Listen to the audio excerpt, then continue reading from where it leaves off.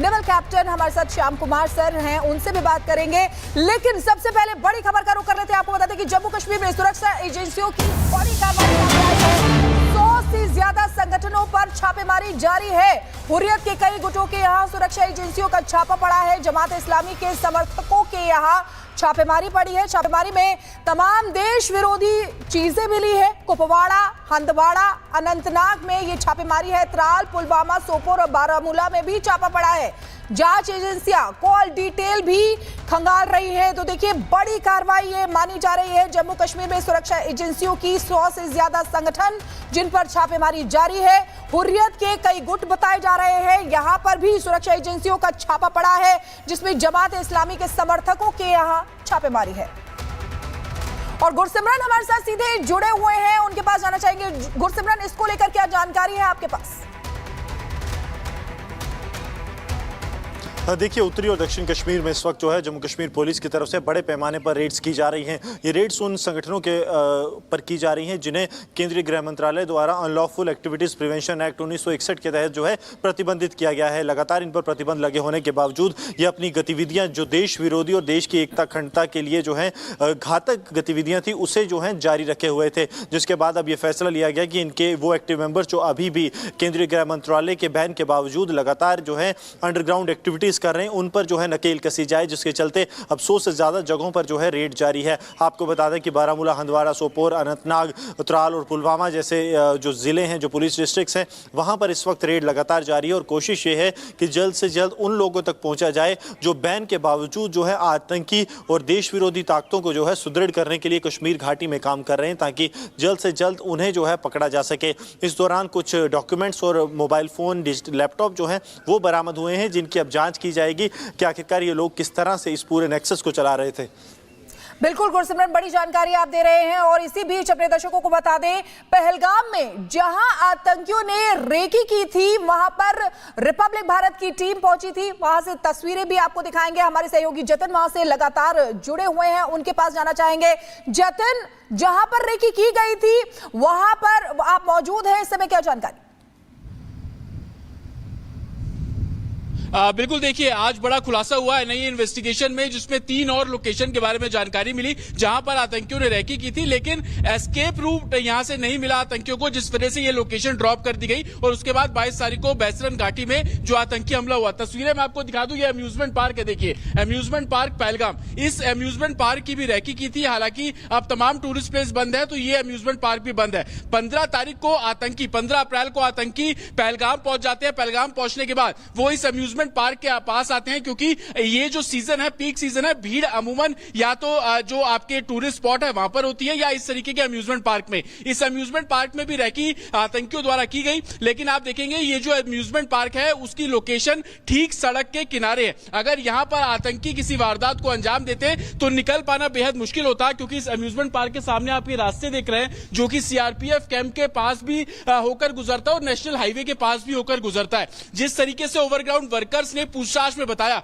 कि amusement park की recce करने के बाद प्लान आतंकियों ने इसलिए ड्रॉप किया ताकि यहां से एस्केप रूट नहीं था, वो बचकर निकल नहीं पाते। और यही कारण था कि उन्होंने इस लोकेशन को छोड़कर बहसन जो घाटी है उसका एक तरीके से 2 दिन वहां पर रैकी की और उसके बाद आतंकी वारदात को अंजाम दिया। तस्वीरें मैं अम्यूजमेंट पार्क की आपको दिखाऊं। बेहद बड़े स्तर पर यह अम्यूजमेंट पार्क जो है वो पहलगाम में बना हुआ है। तमाम राइड्स आप अंदर देखेंगे, बच्चों के खेलने के झूले हो, एक तरीके से काफी एडवांस पहलगाम का ये अम्यूजमेंट पार्क है। और बिल्कुल सेंटर में आसपास देखेंगे तो तमाम आपको पहाड़ जो साइट सीन के जो एक तरीके से तस्वीरें हैं वो आपको नजर आ जाएंगी। लेकिन बहसन घाटी से तकरीबन 5 से 7 किलोमीटर दूर ये अम्यूजमेंट पार्क है। और जिस तरीके से एनआईए की इन्वेस्टिगेशन में बहुत क्लियर हुआ कि आतंकियों ने बाकायदा इस पार्क की रैकी की थी, 15 तारीख को रैकी की गई थी। और उसके बाद इसके अलावा जो आरू वैली है वहां की रैकी की गई, क्योंकि ये तमाम वो जगह थी जो कि नेशनल हाईवे से बेहद सटी हुई, खुला हुआ मैदान है और यहां से एस्केप कर पाना, बच के निकल पाना बेहद मुश्किल।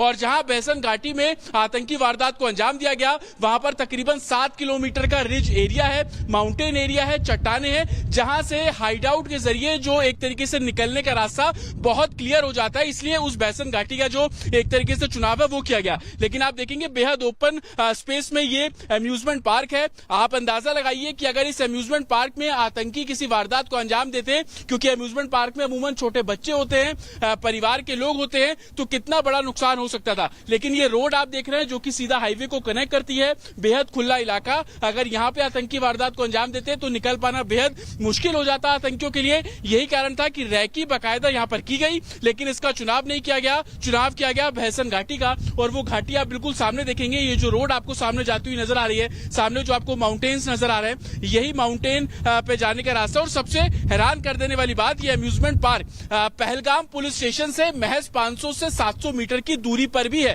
यही कारण था कि इस अम्यूजमेंट पार्क का चुनाव नहीं किया गया कि अगर आतंकी यहां से निकलते तो 500 मीटर दूर पुलिस स्टेशन था, संभवतः गोलियों की आवाज सुनकर पुलिस भी अलर्ट होती और इस लोकेशन पर पहुंचती, आतंकियों के पकड़े जाने का खतरा हो सकता था। लेकिन जिस तरीके से ये 3 ऐसी लोकेशन बिल्कुल जतिन, निकलने का रास्ता नहीं था और यही वजह है कि इस जगह का चुनाव नहीं किया गया। एक बड़ी खबर आ रही है कि अमेरिका के सामने एक बार फिर पाकिस्तान गिड़गिड़ाया है और वो बराबर कह रहा है कि बस अब बचाएंगे, क्योंकि एक बार फिर अमेरिका के सामने घुटनों पर आकर गिड़गिड़ाया पाकिस्तान और उन्होंने कहा है कि मध्यस्थता जरूरी है, यानी कि बीच बचाव के लिए आना होगा।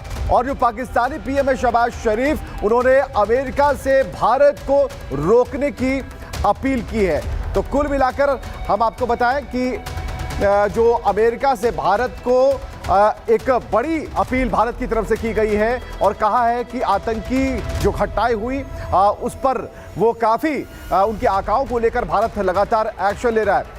और हमारे साथ शैलेंद्र सर मौजूद हैं रक्षा विशेषज्ञ के तौर पर। सर, इस पर तो आएंगे कि ये जो बातें चल रही हैं, एक बार फिर गिड़गिड़ाया है और लगातार जब हम सुबह की शुरुआत करते हैं तो पहली खबर यही होती है कि पाकिस्तान जा पहुंचा है अमेरिका के पैरों में कि भाई अब बचा लीजिए। देखिए, जब अमेरिका का एंगल है ना, तो पाकिस्तान एक्सपोज हो रहा है। पिछले कारगिल में भी ये वहीं गए थे और वेट करी थी। मुझे लगता है कि इस बार अमेरिका नहीं सुनेगा। क्यों? उसका रीजन समझिए, एनालाइज करिए। क्योंकि लड़ाई जो है टेररिज्म के खिलाफ हो रही है। बिल्कुल। और अमेरिका सबसे बड़ा अपने आप को समझता है कि टेररिस्ट को मैं पूरी दुनिया से निकाल दूंगा। किस वजह से वो बोलेगा कि रुक जाइए? और वैसे भी अमेरिका में इस समय बड़ी मैच्योरिटी है और कल शहबाज शरीफ ने उनके फॉरेन सेक्रेटरी से बात करी है। ये कल की बात है, बिल्कुल यहाँ पर आई है और अभी तक कोई रिएक्शन नहीं आया है, कोई भी नहीं। दैट मीन्स व्हाट कि अमेरिका इज ऑल्सो इवेलुएटिंग कि भाई साहब, पाकिस्तान का हम ये जो साथ देंगे तो क्या कहीं हम आतंकवाद के साथ तो खड़े हुए नजर नहीं आएंगे। बिल्कुल। ज्यादा बड़ी बात यह है। दूसरी बात, अगर आज 2 मिनट के लिए हमने मान ली बात अमेरिका की, पहले तो हमें एक रीजन दीजिए हम क्यों माने। मेरे घर में टेररिज्म होगा तो मैं आपको मानूं, आपके घर में टेररिज्म होगा आप जाकर अबोटाबाद में जाकर मारेंगे। देखिए, जो वर्ल्ड पॉलिटिक्स है और वर्ल्ड डिप्लोमेसी एक्सपोज हो जाएगी कि इस बार इंडिया भी उतनी आसानी से नहीं मानने वाला कि चलिए जी आपने बोला मत जाइए, हम स्ट्राइक करेंगे, हम स्ट्राइक का लेवल बढ़ाएंगे, कम करेंगे, ये हमारी चूजिंग है। America can influence us, request us, उसके 50 रीजन मैं दे सकता हूं, लेकिन ज्यादा बड़ी बात यह है आज हमारे रिलेशन अमेरिका के साथ इक्वल फुटिंग पर हैं अगर टेररिज्म पर बात करें। बिल्कुल सीधी बात। सो मुझे नहीं लगता कि शहबाज शरीफ का कोई गेट अवे इसमें है। एक स्ट्राइक उनके पास आने वाली है, फुल फ्लेजेड अटैक वो रोकना चाहे रोक ले, और जो कि हमने कभी डिक्लेयर नहीं किया है। ज्यादा बड़ी बात अगर उनको यही सुनना है, क्योंकि पाकिस्तान को बड़ी आदत है कि वो जो सुनना चाहता है वो सुनना है, तो सुना देते हैं। इस बार सुनाइए। मैं कहता हूं कि आप पूरा मीडिया सुनाइए कि अटैक हो रहा है, होगा, होके ही रहेगा, क्योंकि अगर प्राइम मिनिस्टर बोल रहे हैं न्याय होगा और मिलके ही रहेगा, तो ये न्याय आपके यहां चाहे इस्लामाबाद में बैठा हो, बिल्कुल जो है युद्ध तो होकर रहेगा। और शिखा हमारे साथ लगातार मौजूद है, एक सवाल के साथ छोड़ते हैं शिखा को। शिखा, एक सवाल जायज है यहां पर, जो पंजाब प्रांत की पाकिस्तान की तरफ से मुख्यमंत्री हैं, उन्होंने साफ तौर पर जो बातें कही कि डरने की जरूरत नहीं, जरा पूछिएगा जो हमारे एक्सपर्ट्स हैं वो क्या कह रहे हैं। बिल्कुल विवेक, कई सवाल ऐसे खड़े हो रहे हैं। नेवल कैप्टन हमारे साथ श्याम कुमार जी हैं, उनसे बात करते हैं। सर देखिए, जो पंजाब प्रांत की जो नेता हैं उन्होंने ऐसा कहा है। दूसरी चीज ये है कि अमेरिका के सामने अब